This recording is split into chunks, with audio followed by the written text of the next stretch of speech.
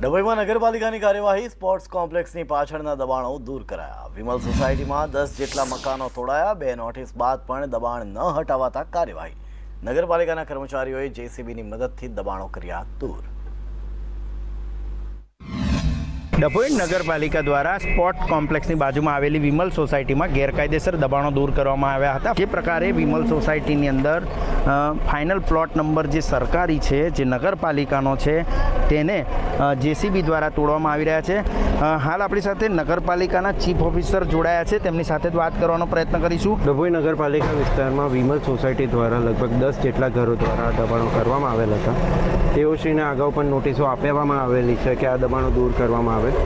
35 નંબરનો આ પ્લોટ કે જ્યાં આગળ સ્પોર્ટ્સ કોમ્પ્લેક્સ બનવા જઈ રહ્યું છે અને શહેરના આગામી સમયમાં ઘણો ઉપયોગમાં આવવાનું છે, તેના અંતર્ગત વિકાસના કાર્યો આગળ વધારવા માટે આ દબાણો હાલ દૂર કરવામાં આવી રહ્યા છે।